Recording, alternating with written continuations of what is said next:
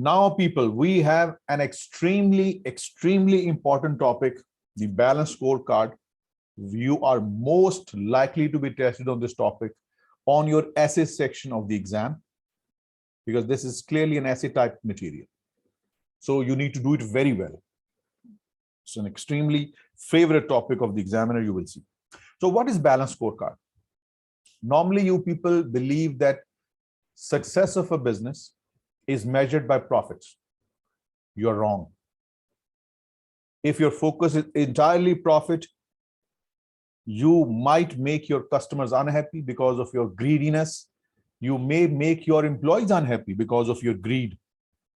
So profit, fulus every time is not what will help you make a successful business.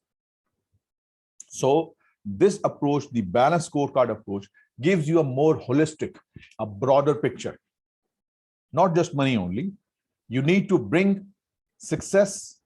This is called goal congruence, different dynamics, different aspects of the organization. Success is not a single figure, profit. No, success should come in financial terms. Yes, there should be profit. Businesses exist for profit. We need profit. This is what defines and the success of the business. This is how we evaluate the performance of the managers. But keep your customers happy. They are essential for your business continuity. And at the same time, keep your workers happy by providing them the opportunity to learn and grow. And at the same time, keep investing in technology, in business improvement, so that your internal business processes become effective. See, if you are able to achieve success in these 4 dimensions simultaneously, if you're able to succeed in those 4 aspects, in these 4 categories, then I will say, yes, you are a successful business. Unfortunately, most of the businesses you would see around, even the businesses you are working for, what they need is fulus, money, profit. That is their entire focus. And yes, they might be successful in the short run, but you would see those businesses that keep these 4 dimensions in mind, they are more successful. They are the businesses who become global enterprises. Amazon, Apple, Microsoft, Google. See, all these businesses, they keep profitability as well as customer orientation, their employees, as well as improvement of their internal processes. So this is the idea. Balanced scorecard is a performance management system. It's a goal congruence tool that tells the management that profit is not everything. We have to succeed in these 4 categories simultaneously. Let me show you a typical balance is everything. That's the balance is the key to life, not just profit. These 4 dimensions needs to be considered for success. Now, let us see a typical balanced scorecard. This is it. I told you your balanced scorecard will have 4 perspectives: financial perspective, customer perspective, internal business perspective, and learning and growth. In each of these objectives, in these perspectives, you will have some objectives, some goals you want to achieve. Like, for example, in my financial perspective, I want to increase shareholder value. I want to increase the worth of shareholders' investment in my business. Okay, good objective. How do you measure that? To what extent have you been able to achieve this objective? There must be some yardstick. कोई way होना चाहिए ना measure करने के लिए. How do you measure? To what extent have you been able to succeed? So this is the measure you use to assess to what extent have we succeeded in achieving this objective. How? See the stock price. If stock price is going up, great. You have successfully increased the shareholders' value. You have been regularly paying dividend. Excellent. You have successfully increased the shareholder value. Exactly, is a benchmark. Now, the second perspective, customer. My objective is to increase my customer satisfaction. Good, a wonderful objective. But how do you measure? Iski tulna kaise karenge? To what extent? How do you measure your customer is happy? What are the tools? What are the yardsticks? Here we go. If your market share is increasing, that indicates your customers are happy. Your customer retention rate is good. 100 customers come, and out of those, 95 keep on buying from you. You are able to retain your customers. 95 retention rate is amazing. You conduct surveys and your customers give you 5-star rating. Exactly. Direct feedback from customers. So these are the tools through which you can measure how happy your customers are. This is just an example. We will discuss these in detail. How do we set objective? What should be the what kind of objective should we set? And how do we decide upon the measures we use to gauge to what extent have we succeeded? Then let's see, what about the internal business processes? We want to improve our quality and we want to improve our internal processes. Good. How do you measure to what extent have you been able to achieve these objectives? First one, zero defects rate. Excellent. If you have achieved zero defects, that means your product is of high quality. What about improve internal processes? We are getting very short variances. Our cost is as per our standards, what we expect. Our delivery time is good. We are able to deliver our goods on time. Means our processes, production processes, our production order, and finally the delivery of goods on time. Great. It means we are able to improve our internal processes. Then, this is interesting. Learning and growth from your employees' perspective, from your employees' point of view. We want to increase our employees' confidence. Now, this is very interesting. How do you measure your employees' confidence? You can measure the confidence of your employees if there is increase in number of suggestions given by employees. I'm sure most of you are working in the Middle East, and the environment we have in the Middle East, we just keep mum. We do not have the audacity or the strength to go to the Mudir and tell him, sir, you are wrong. This is the right way of doing things. You do not suggest, because that's because you are at always in Middle East, there is always a sword hanging on your head, and you are always in a state of fear that any time you might lose your job. So if you want to improve the employees' confidence, and you want to measure to what extent their confidence level has increased, the number of suggestions, how active your employees are to give the suggestions for improvement. Only a confident employee like me will ask the manager, Mudir, you are wrong. This is the right way of doing things. Or maybe like many of you are working. So this is the way we can measure the extent to which we have been able to increase the confidence in our employees. And then finally, we want to improve our employees' competence. We want to make them more effective in their work. How do we do that? We conduct some training seminars, some internally within the business, some externally. How many people turn up for such seminars? See, so this is a typical balanced scorecard divided into 4 perspectives, and you have set objectives in these 4 categories, and then you have some measures using which you will see to what extent have we been able to achieve our financial goals, FLUS, how happy our customers are, how good our internal business processes have become over the period, and how well we are being able to improve the efficiency and competence of our staff members. Now, this is the overview. Let us go into finer detail and see the things in more finer perspective. And as I said, that this is an extremely important topic from exam point of view, so it should be done the way it should be done. First, an important term you will come across, critical success factors, CSFs.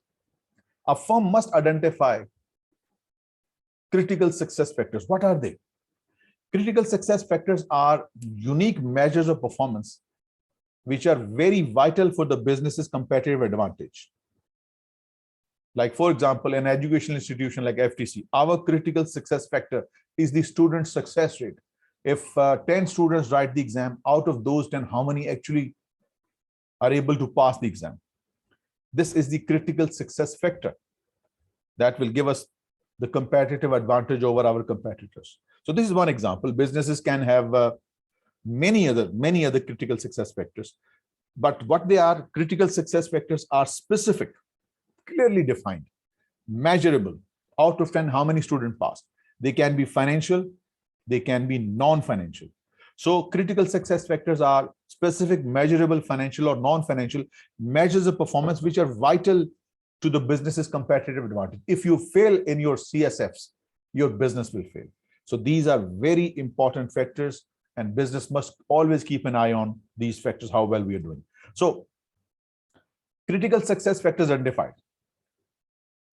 we need to have some measures, just like previously we have these here. How do we measure to what extent have we been able to achieve our goals? So for these, we should have some specific matrices, specific measurement criteria called the KPI, key performance indicators.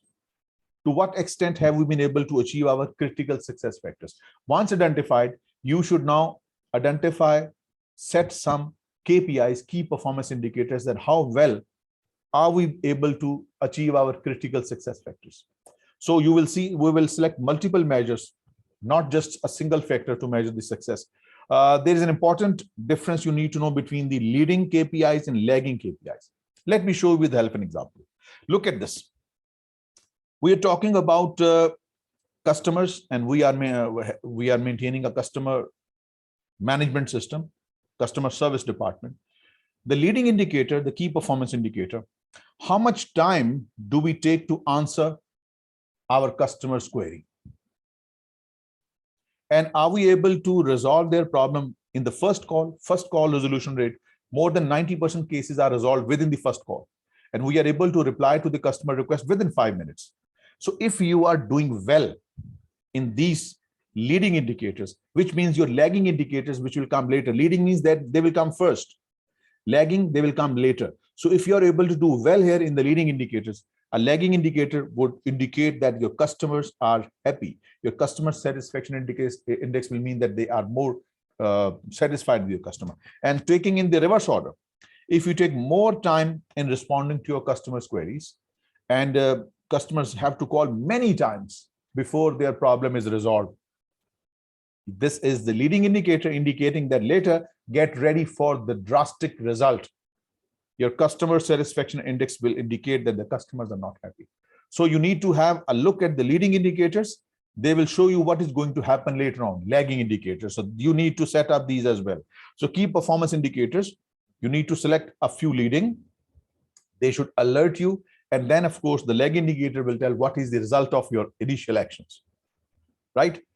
So people, what we are doing, we are looking at so many things simultaneously. We cannot compromise on one thing at the expense of another. For example, we want profitability. Yes, we want more and more money, higher level of profitability. Should this profit come at the expense of customer dissatisfaction? No. Should this profitability come at the expense of inefficient business processes? No. We want a balanced success. We want a balanced approach towards business improvement, business process improvement, customer happiness, your financial success is also ensured. All these 4 dimensions simultaneously. So we just don't want to compromise one thing at the other. We want to succeed at all things simultaneously, especially these 4 categories identified previously, right? So this is a very important point to remember. 4 categories, and we need to succeed in all these: financial, customer perspective, internal business process, as well as learning and growth for your employees. So people, you will have multiple measures of financial performance, not just a single measure. You will have many financial, I will show you, many non-financial, many internal, many external, short-term and long-term. There are multiple of measures that will help you gauge, measure your success in a more effective way, right? So this is it. We will be using different variety of measures to see what extent have we been able to succeed financially, from customer-wise, from internal business process-wise, as well as learning and growth-wise, right? So, and sometimes we take a best performing company, we take it as a benchmark, as Kaizen said just a little while ago. Some company we consider to be the best performing in our industry. So we try to replicate his processes. We copy the best business processes in our organization and see, this is also called benchmarking. And this will help us improve our operations, improve our financial strength, improve the level of customer satisfaction by copying the best in class. We'll discuss this as we go along. So the next step is to conduct the SWOT analysis. Those who have done section B, they would know that SWOT analysis is a detailed analysis we conduct to identify the strengths a business has, the weaknesses a business has, the opportunities that arise from external environment and threats. So let us briefly discuss with the help of this example. SWOT analysis is basically an internal and external assessment. Internal assessment so that you can identify what are the strengths within the business, helpful to achieve the business objective, and weaknesses, maybe lack of resources, high staff turnover. These factors will result in businesses not achieving its objective. So this is the result of your internal assessment, strengths and weaknesses. Then, since you're operating in an external environment, in a larger social structure, what are the opportunities that are present in the environment you're operating? Low interest rates, increasing population, which might be increase in your customers, the threats of competition, threat of government legislation. So this is the result of your external evaluation. So this evaluation, internal and external, will help you identify critical success factors after the result of your internal and external evaluation. So firm identifies critical success factors by means of SWOT analysis. Internal assessment to identify our strengths and weaknesses, and external assessment to identify the opportunities and threats, right? As I told you, a firm focuses on critical success factors because failing in critical success factor means you might lose your competitive advantage, edge, the strength that you have to compete with the business. A firm, every firm, maybe every single person, like you people, you can just try to self-explore yourself, and you will come to know that you have something unique. That is your core competence, something that maybe you're a good singer, maybe you're very good at maths, maybe you're very good at numbers, the numbers, financial numbers, right? Maybe you're very good at computations. Every person, every firm, even every country has a unique competence, core competence, at which they are the best. Utilizing this core competence is the greatest strength for any person, business, or even the country or the region, right? So this is an important function. A firm should know its core competence, and firm should focus on the critical success factors that help it achieve its objective and compete successfully with the competitors. Then there's a model which you will discuss later on in section B, Porter 5 forces. This is also another assessment of the environment in which you're operating. Michael E. Porter says that if you want to enter in an industry, you must analyze 5 forces, whether these 5 forces are in your favor or not. It's also part of your external assessment. The industry I want to enter, how easy or difficult it is to enter into that industry. Like setting up a software business is quite expensive. Like especially talking about you want to build an operating system. There are just 2 or 3 operating systems in the market. Windows operating system, then we have Unix, Linux, and Macintosh. Huge softwares having millions of coding lines, requiring millions of dollars of investment. So if I want to set up a business to write computer operating program, it's a very expensive, a lot of money is needed. So it's been barrier entry is high. Not any business can set up as a software developer. Operating system, not talking about the application softwares. So this is the first force you need to see whether it is in your favor or against you, whether it is easy to enter in the industry or not. Intensity of rivalry. You enter into a business, how hostile the level of competition. If there are many competitors in that industry and competing with each other, it means there is very intense rivalry in that industry, not in your favor. Then the industry you have entered into, like maybe you have started a wooden furniture business, right? For wooden furniture. There are some other industries that are also manufacturing furniture, like iron-based furniture, or maybe plastic-based furniture. So these are the substitutes. Substitute is not one furniture business for another furniture business. No. When you say availability of substitute, if I've started a business of furniture, my wooden furniture, the substitute would be the furniture made by iron industry or the plastic industry. If there are many substitutes in the market, my business will be in trouble. If the customer in my industry are very strong, they can dictate their terms, they can force their purchasing prices, my profits are gone. And if the industry in which I'm operating, if the suppliers are very strong, my profits are gone. So in other words, Michael E. Porter's 5 forces model tells you how favorable or how against these forces are for you. Like, for example, I can easily enter in the business, in the industry. Great. No barrier to entry. There are very few businesses and very little rivalry. Good. My profits will be good. Availability of substitute. Whatever you're producing, no other industry can provide any substitute to your product. Great. I will make a lot of money. Bargaining power of customers. My customers are weak. They will have to give the price I ask them to. I am strong. So you make profit. And your suppliers, there are many suppliers, and you're not just dependent upon a single supplier. So you make a lot of money. So these forces, they can all be in your favor. They can all be against you. Some of them might be in your favor. Some might be against you. You have to see them in totality. Whether are they in net in your favor or against you. And this will be the basis of your further analysis, that whether should you enter that industry or not. Then the next step is to we also discussed the external environment using the SWOT analysis. Opportunities and threats, they emerge from the external environment in which you're operating. There's another important list here, pest analysis. Wherever you're operating, you are operating in a larger political framework. How good is the political environment in which the country in which you're operating? Economic factors, how good are they? Socio-culture factors, technological factors. Consider the current situation in Pakistan. Political factors, in trouble. There is a political mayhem right now.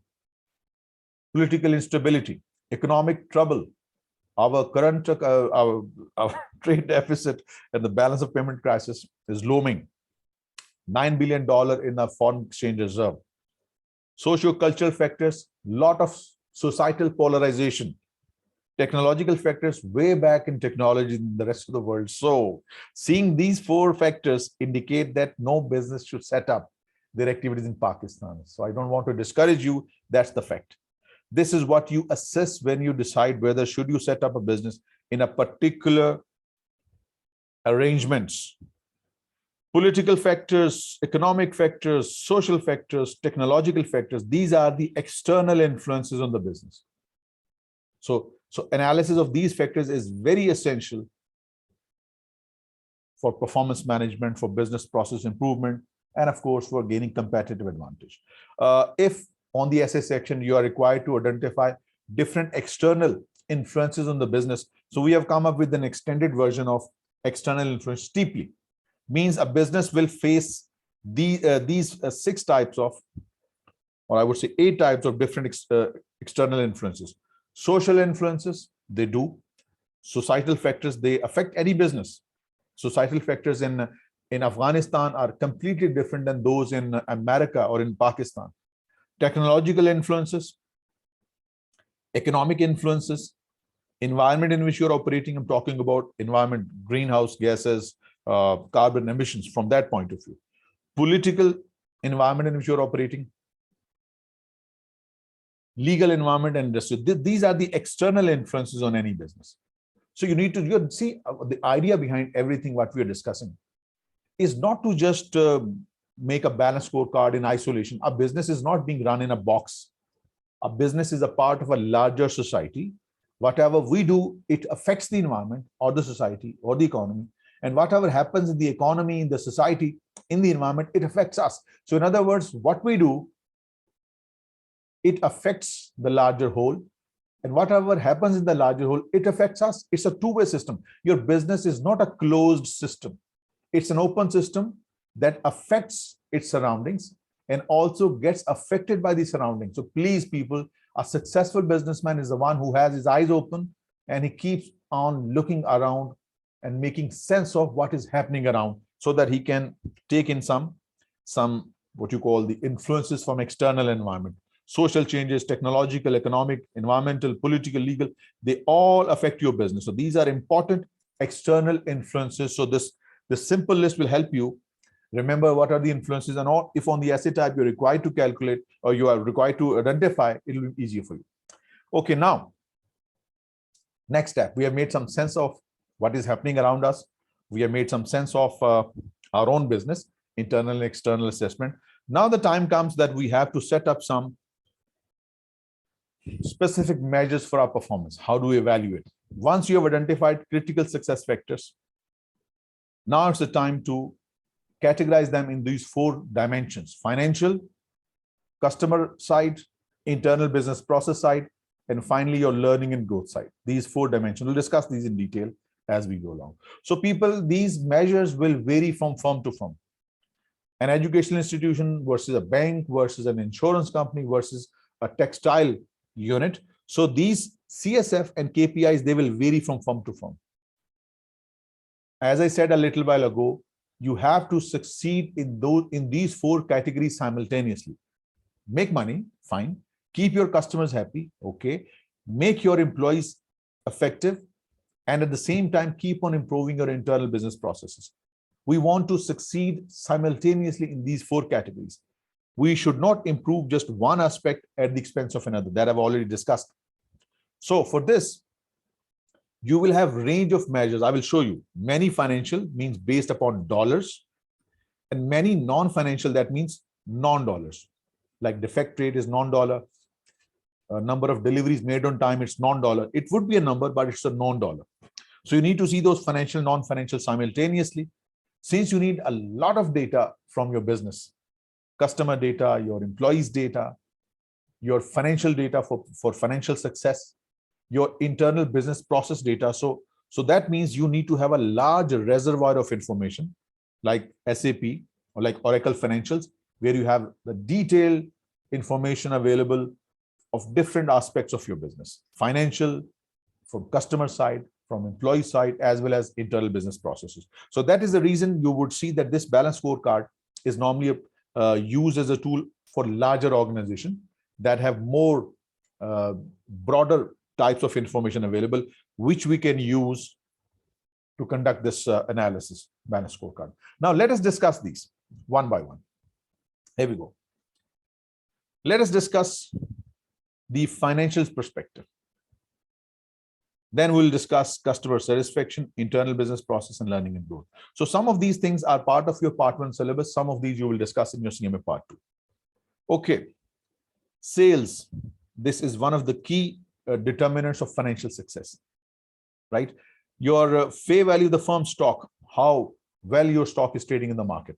Is the price going up or down? Liquidity means, are you able to meet your short-term obligations when they become due? So these are all financial measures, and for them we have some tools, some KPIs to see. New product sales. We have introduced a new product, how well we are able to sell it in the market. Firm stock, price earning ratio. This is a formula you will discuss in detail in your CMA part 2. PE multiple. This is a very good tool to assess the success of a company. A company that has a higher PE means this company is being viewed favorably by the business. So if my PE ratio has price earning multiple, basically it's calculated by, let me tell you, market price per share divided by earning per share. So both of these are a part of your CMA part 2. So if your PE ratio is improving, that means the firm is succeeding financially. The investors are viewing your businesses favorably. And quick ratio or current ratio, it is the ratio of current assets upon current liabilities. This is also something you will discuss in your CMA part 2. This is a measure of your liquidity, how well the business is able to make payments of its current liabilities when they become due. So we have financial perspective and some multiple tools, some financial, some non-financial. Like this one, it's a non-dollar based. This one is a non-dollar based, but the formula itself is quick ratio is a dollar based. So basically, we need multiple measures. Next, we have, this is pretty detailed. Let me lay down every aspect of it so we can discuss it in detail one by one. Customer satisfaction. We have identified certain critical success factors. And we have also identified some KPIs. How do we measure, to what extent have we been able to succeed? So first thing, customer satisfaction. Yes, we want to see how happy our customers are. How do you measure financially? See the trends in amounts of return. If your dollar returns, return inwards, are decreasing, that means customers are happy. If your dollar returns are increasing, that means customers are unhappy. Market share, it's a non-financial one. If your market share is increasing, which is expressed as a percentage, that means your customers are happy, your sales are going up. Else, the downward trend means the customers are not happy. Then, marketing and selling performance. This is a key performance, critical success factors. Financially, if your sale is increasing, great. Sale is falling, trouble. And you can also conduct the market research. Market research will also reveal customer survey, how happy your customers are. Prompt delivery. How many deliveries out of 100 do we make on time? 90%, great. What was the target? 80%, excellent. Or it may have deteriorated over time. So that's a non-financial measure of customer satisfaction. Then trend in delivery expenses. Do not care whether you are using Aramex or DHL or FedEx or UPS, whichever service you're using. If the customers are getting goods on time, maybe if your shipment cost is going up, no problem. You are able to deliver your goods on time, and this would lead into your more repeat orders and higher level of sales. Then quality, of course, it is again one of the important critical success factors. How do we measure it? Dollar amounts of defects, the material wasted, how much does it cost us? And out of the 100 items manufactured, how many are defective? So these are different KPIs we can use to measure our customer satisfaction category. To what extent have we been able to satisfy our customers? So look at this. We have many financial, non-financial measures, some short-term, some long-term, some internal, some external, right? So that's what is Balanced Scorecard all about. It's detailed evaluation of your performance from 4 dimensions. Now, let us discuss. This one is very good. For you, management accountant, this is a very important aspect. Internal business processes. Let us discuss. Quality with regard to production. We have certain financial and non-financial measures. Scrap cost. How much material do we waste in dollar? And what is the rate of scrap work? Out of 100 units, how many are damaged? How many are perfect? See, financial, non-financial both. Then second important CSF is productivity. How efficient we are in using our productive capacity. Change in revenue and cost. If your revenue is going up, cost is going down, it means we are being productive and able to produce more units on per hour basis. And this is measured by, I'm sure all of you know, output is measured, productivity is measured. How many units are produced per worker or per machine hour or per day, right? There could be many measures. So this is a non-financial measure of your productivity. And this is a financial measure if your revenue is going up and cost of production is decreasing, indicating that you are being more productive. Then this is a good one. Please, people, listen to me very carefully. Flexibility to respond. Your business should be flexible enough to accommodate the needs of your customers, right? I have a single machine on which I produce A, B, and C. If I want to bring a new product D, I have to repurpose my machinery. I have to make it useful to make a new product which I did not make before. Cost to repurpose, recalibrate. Maybe I need to install some new components to it so that I can make D. How much does it cost me? That is the measure of flexibility to respond to the changing customer. Ji, Ms. Sadia, no problem. It's okay. I will upload the class on our LMS maybe tomorrow morning, and then you can watch the class tomorrow morning. No problem. And then how much time does it take to repurpose our machinery? It takes $10,000 to repurpose so that we can produce D. And it takes just maybe 5 days within which we can use our existing machinery to produce a totally new product D. This measures your flexibility. Those businesses who are flexible to respond to the customer's need, they are the one having strong internal business processes. Now, please compare what I have just done with this operating readiness. I make 3 products, A, B, and C.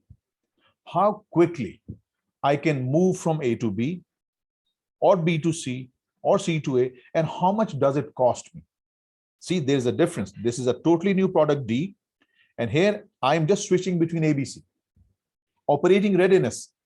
How much money do I have to spend to reset my machinery from making A to B, B to C, and how much time does it take? Downtime means the machine is currently being switched from used A to B and B to C. So these two are different perspectives, remember. How much time does it take to switch our production resources from A to B to C, and how much does it cost? Both are important. This is for a new product, and these are for existing products we make, and we should be able to quick, flexible. The businesses that are quick to change, flexible to respond, They are the one who can say that we have good, strong internal business processes. We don't have to wait for months before we bring a new product. Then finally, safety with regard to production facility. Your employees who work in your organization, this is your responsibility to make sure that they work in the safe environment. Dollar amounts of injury claim. Your workers get injured and they claim for compensation, and company pays lots of dollars to compensate them for the injury caused. If this trend is increasing, it means there is some problem in your internal business processes. Maybe the machine is not working as per its specification, something needs to be done. Or maybe you need to change the machinery. And the number of injury claims. If they're both rising, it's a problem in your internal business processes. And if they're both decreasing, very few injuries over the last couple of years, and our dollar claims are also decreasing, that means your internal business processes are improving. See, this is a much holistic approach, a more educated approach than the approach normally used by the mid-size or small businesses. They don't see things in this detail. Successful businesses, global businesses, those businesses that matter in the global world, this is something you would apply there. Finally, the last perspective is learning and growth perspective. And of course, in these, we will have certain CSFs and the financial and non-financial KPIs. Now, development of new product, it's an important CSF for any business. How much do we spend on research and development? Is the trend increasing or decreasing? I'm sure most of you would know, Pfizer is the largest pharmaceutical business in the world, US-based company, and it spends nearly $14 billion. $14 billion, people. This is the money I'm talking about, more than the reserve we currently have in our national kitty. $14 billion on research and development. This is the financial measure of your learning and growth. And this 14 billion has resulted in how many patents? Number of patents applied for. 700 patents, 700 new innovations were delivered by spending $14 billion. See, all coming from your employees. R&D cost is the investment in new patents. It depends upon the kind of questions asked. You would be given a scenario and you would be required to identify or maybe recommend important or suitable CSFs and KPIs. So this is the generic list. That's why I have explained in detail that any question comes, you will be able to define what CSFs are and what are the measures we will use. So this is quite a comprehensive list, and just few of them will be fine. In most of the questions, you will be asked to recommend which CSFs and what are the financial, non-financial measures we should use. So this is quite an exhaustive list that will help you answer. Then next is you have developed a new product. You have applied for new patents with the Patent Registration Authority. Next CSF is promptness of their introduction. How quick you are to bring your new product in the market. Promptness of their introduction. New knowledge, new product. How quick do you bring it to the market? If you delay in bringing that product in the market, you will lose a lot of revenue. We don't want that to happen. Bring it quickly. And length of the time to bring a product to the market, like our patent was approved 3 years ago, and now it will take 5 more years, a total of 8 years before you bring your product to the market. It means there's a problem. We are not being able to bring our innovation into the market. The quicker you bring it to the market, the more benefit of the first mover advantage you will take. Then human resource development, HR. Recruitment cost is a dollar-based financial measure. If it is high, you need to question, but maybe you're spending a good deal of money on recruitment so that you can get quality workforce. See, recruitment cost being high doesn't always mean that it's money being wasted. Maybe you have a very competent staff member, and for that you need to spend money on HR consultants. You will get the best people for your business. And personnel turnover. How many people on average leave your business in 1 year? If this number is increasing, it means there is something wrong. Maybe workers are not happy. And if this is showing a downward trend, that means your employees are satisfied and they are gelling well with your management, they're going well. Morale, your employees, how satisfied they are. How do we measure it financially? How much money do we spend on orientation and team building costs every quarter or every year? And how many complaints do we receive from our workers complaining about their colleagues or about their superiors? See, normally mid-size or smaller businesses do not care, but those companies who take balanced scorecard seriously, and they believe that success comes not just in fulus or money, it comes in 4 dimensions simultaneously. And then you are on your way to become a big business. And finally, competence of workforce. My workforce needs to be competent. How do I measure it? How much money do you spend on training costs? There is a difference. This is orientation or team building cost. This is the training cost to help your employees learn something new.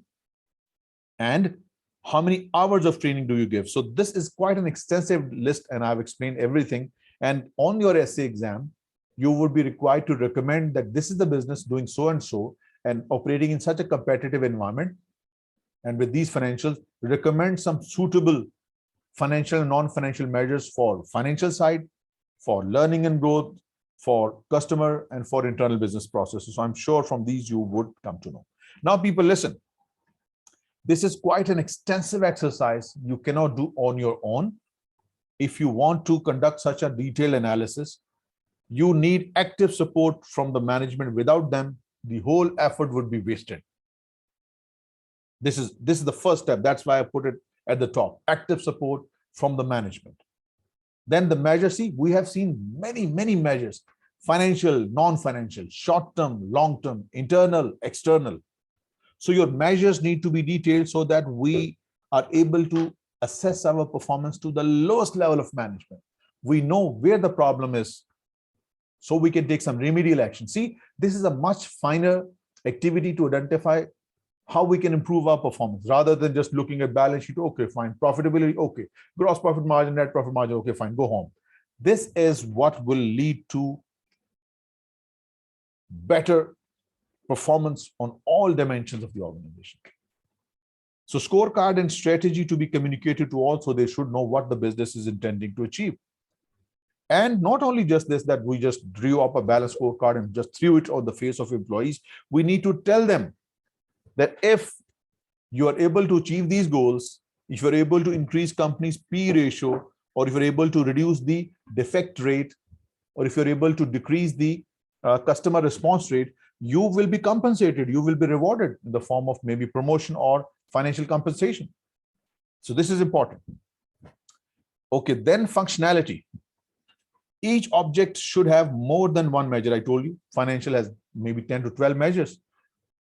Internal business process, 10 to 12. So there are multiple measures. This is important. I would like to explain this concept: cause and effect between actions and CSF. You take some action, like you spend more time on your staff training. This is the cause, and I am expecting some result, some effect. What is the effect? That my workers have become more productive. That's the idea of critical success factor, having a cause and effect relationship. Staff training cost increase, more number of hours are being given for staff member, so they become more productive. This is called cause and effect relationship. There is a cause, some action taken, and then there is a result. This is very important. Cause and effect between action and CSF.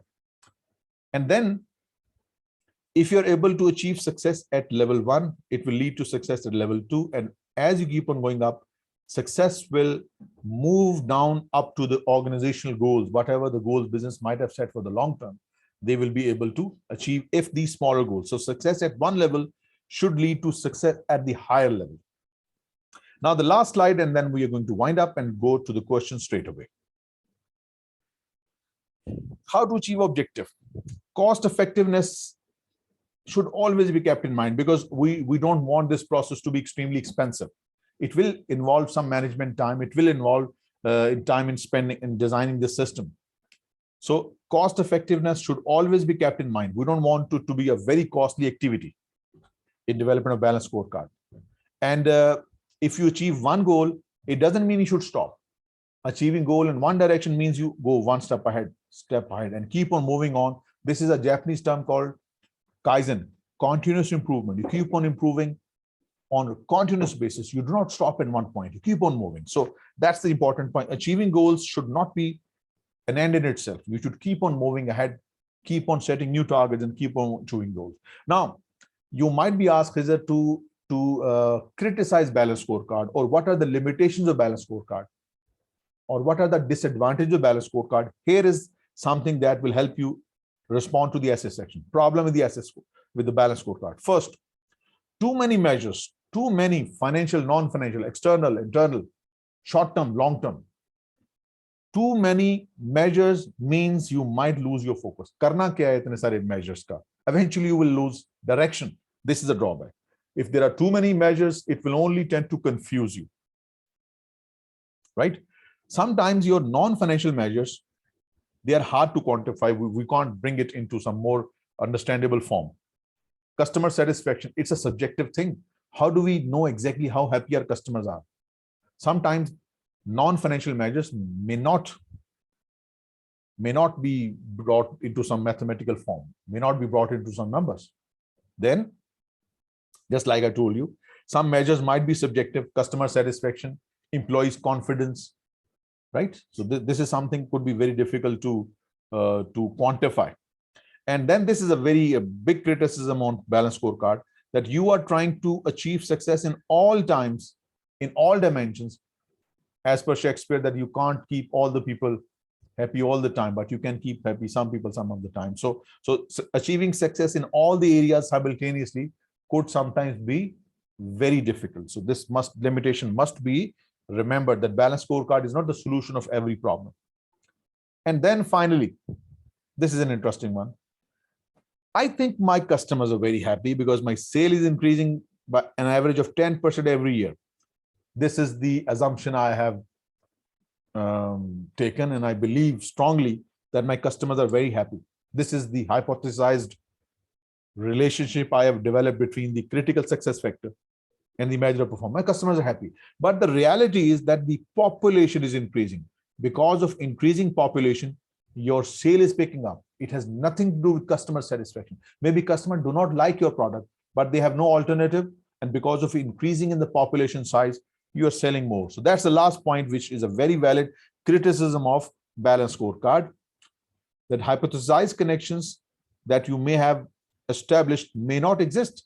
Like growth in your sale is not because your customers are happy. Maybe it is because the population is increasing, and that's what is causing your sales to go up. So do not be misled by the supposed or hypothesized relationship between your CSFs and the measure. Now let's do the questions. This is from the software. Okay, people, here we go. I'm sure all of you have gone through balanced scorecard well. And as I said, that this topic is not the subject of your MCQs. You will see a balanced scorecard question on your essay section. So these questions are pretty straightforward, but nonetheless, they will help you understand the concept to a finer detail. A balanced scorecard provides an action plan for achieving competitive success by focusing management attention on critical success factors. And what are critical success factors? Those measures of performance that are very vital for the business. And these factors give you the competitive advantage. These factors make you successful. So, which of the following is not one of the perspectives on the business into which critical success factors are commonly grouped in the balanced scorecard? We have discussed there are 4 categories, 4 dimensions. We discussed financial performance, yes. Internal business process, yes. Employees innovation and learning, yes. But there is no such thing as competitors' business strategy. A pretty straightforward question. Then, using the balanced scorecard approach, an organization evaluates managerial performance based on multiple financial or non-financial. Makes sense. Multiple non-financial only, no. This is not correct. Not correct. Multiple financial only, no. A single ultimate measure, there is not just single ultimate measure. We need to take multiple measures. A single ultimate measure of operating result, this is not right. We need multiple financial, non-financial measures, multiple short-term, long-term measures, as well as internal or external. So the best option that captures the essence of the question is this one. Multiple financial and non-financial measures, B is the right option. Next, on a balanced scorecard, which is more of an internal process rather than an external based measure. Which of these is internal? Customer satisfaction, external. Market share, external. Profitability, external. Yes, Khizar, you're right. Cycle time. Cycle time is how much time does it take to start a process and complete the production. Complete times lag between starting the production and being able to complete the production. So that makes C to be the correct option, internal process. Consider the following categories of performance measures: profitability measures, customer satisfaction measures, efficiency, quality and time measures, innovation measures. A cruise line operates on a national scale in a very competitive marketplace. In view of this information, which measures should the company use in evaluation of its managers? If you want to evaluate your manager, you need to take profitability. Yes, this is an important measure. How successful your manager is. How happy your customers are. I want to measure this as well. Efficiency, quality, and time measures. Yes, this is a measure of internal performance. And innovation measures. Every one of these, all of these are relevant. So that means I will take all these to evaluate the performance of my manager. That's why balanced scorecard is important. Which of the following statement about a balanced scorecard is incorrect? Let us see each option one by one. Moving in the reverse order. It relies on the perception of the users with regard to service provided. Correct. Who are the users? And it varies from business to business. So this is true. We need to select the one that is incorrect. Mind the word. We're looking for the incorrect. This is a correct statement. C. The notion of value chain analysis plays a major role in the drawing up of balanced scorecard. Value chain analysis means how the value is added in your product or service as it moves from raw material to a finished product form. So this is clearly an extended form of balanced scorecard because we are looking at different categories of performance measures: financial, customer satisfaction, internal business. So this is true. This takes in everything within the business. Then it seeks to address the problem associated with traditional financial measures used to assess performance. So far, what we use profitability analysis, gross profit margin, net profit margin. This is the traditional approach. Balanced scorecard is a new approach to look at things at a more holistic way, a more broader way. So this is a correct statement. Now, what is incorrect? It is directly derived from scientific management theories. Did we read any scientific management theories? F.W. Taylor or Maslow, Abraham Maslow? No, we didn't. So this is wrong. This is wrong. This is incorrect, basically. Two examples of the learning and innovation measure of a balanced scorecard. Learning and innovation. So please read these options and see the one. Let me highlight the specific part. Learning and innovation measures of balanced scorecard. Learning and employees training hours could be learning part, but product defect rate, that is business innovation. That is the internal business processes. So this is incorrect. This is incorrect. What about number of employee suggestions? Makes sense, learning and growth. And finished products per day per employee. That is an element of productivity. So internal business process, that is wrong as well. Employees turnover rate and internal business process improvement. This links learning and innovation measure. That's the perfect option. All of you got it right. It's C. Then, which of the following statements best describes the definition of critical success factor? I'm sure all of you should be able to get this. What is critical success factor or success factors in given four options?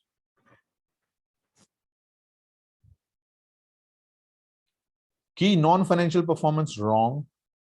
Key aspect of business that are focused on measuring key cost, not cost only, wrong. Financial measures, wrong.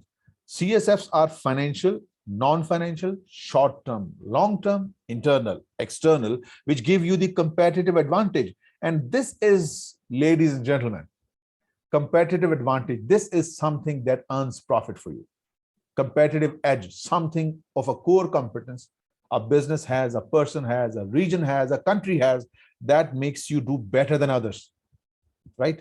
And this is what we were looking for, and that's the right answer.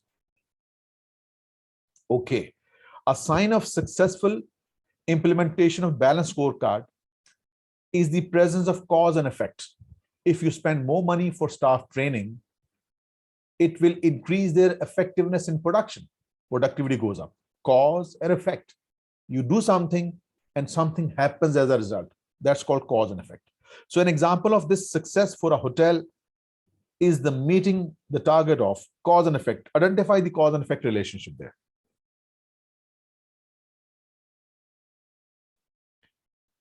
Receiving more 5-star ratings from customers.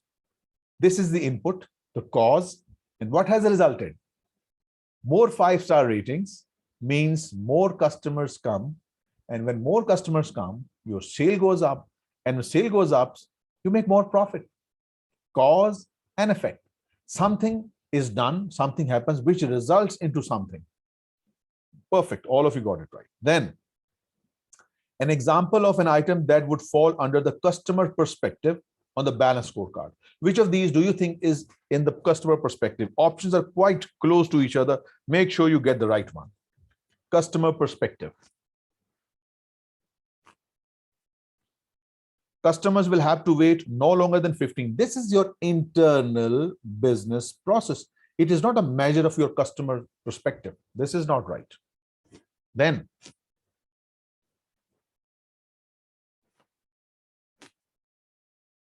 %90 of flights arrive on time. Again, this is internal business process. 3 new flight meals will replace existing offerings that are unpopular with the customer. Customers were unhappy, so now you replace your food to them. So this is again something done after the complaint by the customer. So this is not the measure of customer's perspective. This is it. Customer complaints decrease by 10%, indicating that the customers are happy. Customer complaints decrease by 10%. Then, which of the following statement is false with respect to best practice analysis? That was what I was just. Best practice analysis means some business, some firm that is doing very well compared to the other businesses, and you take it as a model, you benchmark it processes, and you try to apply this in your business. So which of the following statement is false with respect to best practice analysis? Now, please follow what I'm going to do. I'm going to read each option one by one and select the one that makes sense. Best practice analysis assumes that a lesson learned from one area of a business can be passed on to another area of the business or between businesses. This is absolutely true. Let me put it in green color. This is true. What you learn in one business, you can apply that to another business, one division to another division. So this is the best practice analysis. C, the balanced scorecard facilitates best practice analysis. Yes. You can analyze a business on these 4 categories: financial, non-financial, internal business process, customer perspective. So this is true also. Best practice analysis is a way or a method of accomplishing a business function or a process that is considered to be superior to all other known methods. Best practice analysis means you select the one, a company or a company's process, which is very good, and you copy that in your business. So this is true also. What is not true? The concept of benchmarking is incompatible with the best practice analysis. Wrong. Benchmarking is basically best practice analysis. You select the one, the firm that is doing well, and you copy its processes in your business so that you can improve your performance as well. That makes B to be the correct option. This is a very straightforward question. In strategic planning, PEST is best described as evaluating which of the following factors. I'm sure all of you will get it right. PEST, political, economic, social, technological. Perfect. C is the answer. And finally, on a balanced scorecard, each of the following is an example of the customer's perspective measure. Mind the word customer's perspective. Let me highlight the specific part because most of you will lose focus. Customer perspective measure. And which of these is not? Mind the word, except. Now, let us discuss these one by one. Customer retention is a customer perspective measure. It is time taken to fulfill orders. This is also customer perspective related to customers. Number of customer complaints. So all these three ABC, they relate to customer perspective. What does not relate to customer perspective, we need to find that out. Economic value added, called EVA. EVA is a measure of profitability. It is not in your syllabus. It was even not in ACCA, because it's a copyrighted, a trademark method of performance valuation, calculation of profit. So you won't find its text in any textbook you use in ACC or C or CMA. So it's a measure of profitability. It's a measure of profitability. So clearly, this is not one of the customer perspectives. So hence, that is your answer. It's a measure of profitability. The rest of these three relate to the customer perspective. Okay, people. So that completes your balanced scorecard. And that would be all.